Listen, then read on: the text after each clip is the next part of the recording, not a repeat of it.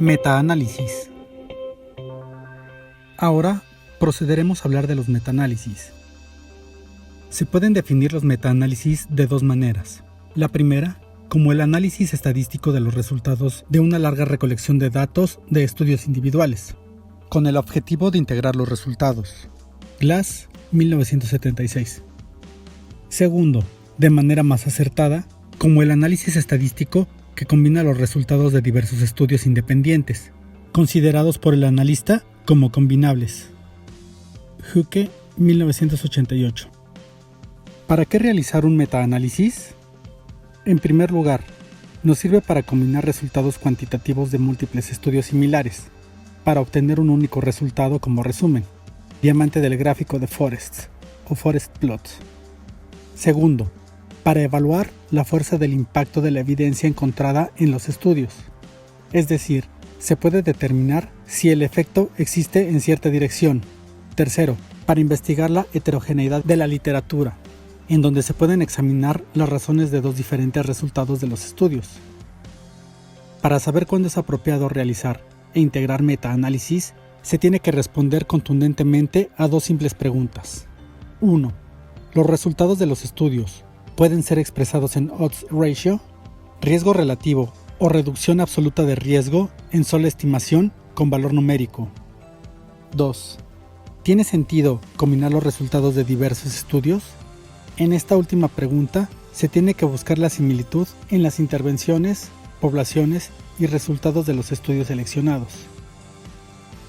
A la hora de presentar un metaanálisis, el famoso gráfico de Forest o Forest Plot es considerado el típico. Como se puede observar, se divide en dos por una línea vertical. El lado izquierdo generalmente representa la efectividad de la intervención y el lado derecho la efectividad para el grupo de control o grupo placebo, en el caso de los odds ratio. Contrariamente, si es el caso un riesgo relativo, la distribución es al revés. En cada estudio, el estimado está representado por un punto o una caja, y a los lados, representados por una línea horizontal, los intervalos de confianza de dichas medidas de asociación. Se sabe también que entre más grande sea el punto o caja, mayor peso tiene el estudio. Asimismo, el diamante representa el efecto metaanalítico total.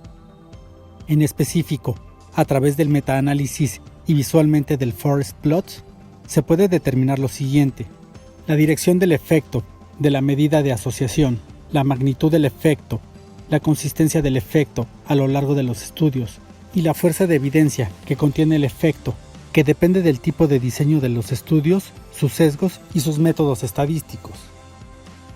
Para profundizar en el análisis e interpretación de este tipo de gráfico, consulta la guapa Interpretación de gráficos de metaanálisis en el sitio Ponte en Línea de la Facultad de Medicina, www.ponteenlinea.facmed.unam.mx. En la interpretación de los resultados, una de las síntesis cuantitativas más comúnmente utilizadas en los metaanálisis es el número necesario a tratar, NNT, que se encuentra cuando se utiliza la medida de asociación odds ratio o con el riesgo relativo, y se calcula de la siguiente manera: NNT es igual a 1 sobre la reducción absoluta del riesgo. Como ejemplo, podemos decir que al comparar en el tratamiento de un dolor posoperatorio, a lo largo de 4 a 6 horas el metamizol con una dosis única de 500 miligramos con el placebo, en el caso del metamizol se encontró un alivio del dolor del 72% y por el contrario, con el placebo fue de 28%. Al calcular el NNT se encuentra lo siguiente: 1 sobre la resta de 72% menos 28%, que representa la reducción absoluta del riesgo, que es igual a 2.3. Esto significa que de cada 3 pacientes tratados con esta dosis única para lo previamente establecido, se experimenta por lo menos un 50% de alivio en el dolor con metamizol. Existen casos en donde no se debe realizar un metaanálisis. Estos son al identificar que los sesgos de los estudios son importantes y a la combinación de los intervalos de confianza dará un resultado más sesgado. El efecto llamado garbage in, garbage out, y al mezclar peras con manzanas. Es indispensable que los estudios seleccionados respondan a la misma pregunta inicial, aunque ésta puede estar formulada de manera diferente. A grosso modo, se deben y se pueden detectar sesgos en las revisiones sistemáticas utilizando el funnel plots o gráfico de embudo, que determina si existe una de las más grandes limitaciones de las revisiones sistemáticas, el sesgo de publicación. Este último se define como la omisión de las investigaciones que obtuvieron un resultado negativo. El gráfico de embudo se llama así por la forma en que se dispersan los puntos de arriba hacia abajo.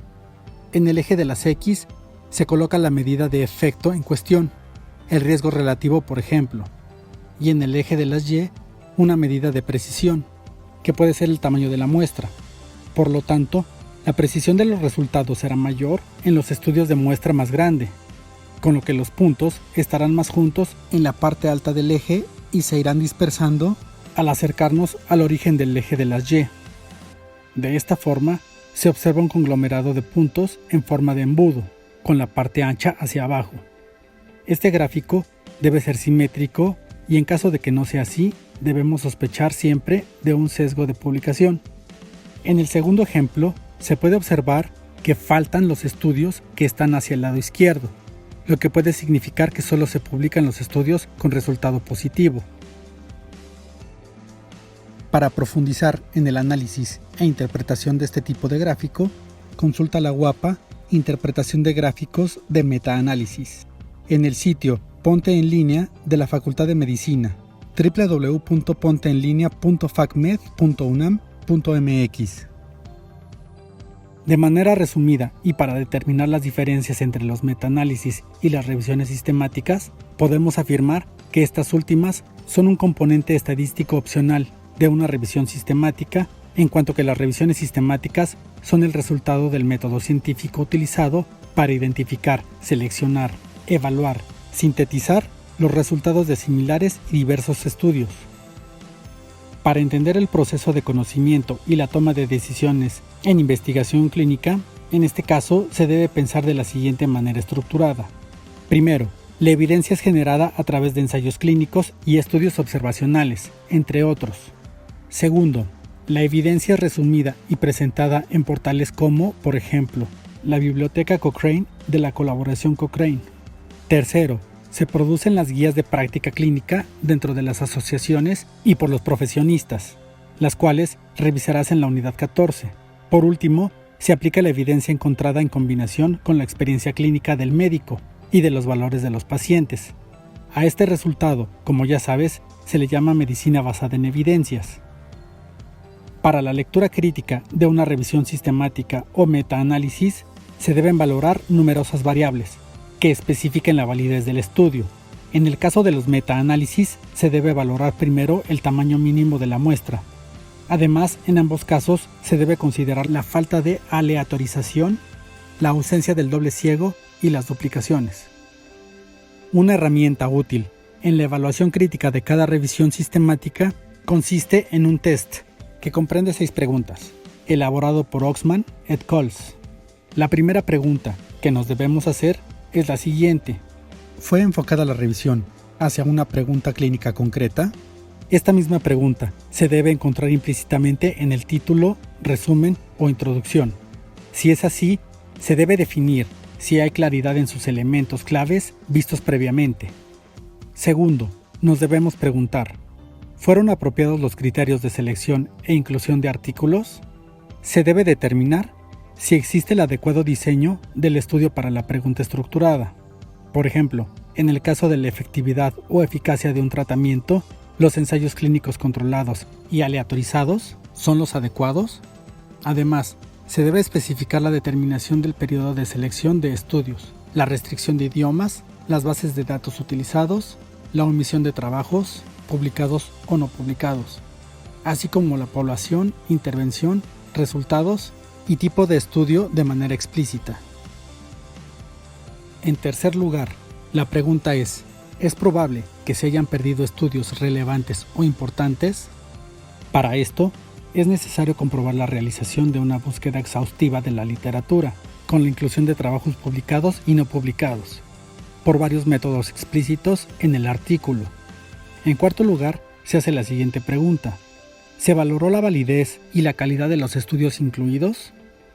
Es indispensable encontrar los conceptos de calidad o validez en el apartado de métodos acompañados de la valoración de exclusión-inclusión de los estudios, el análisis de sensibilidad de cada uno de ellos, su representación gráfica y su ponderación individual.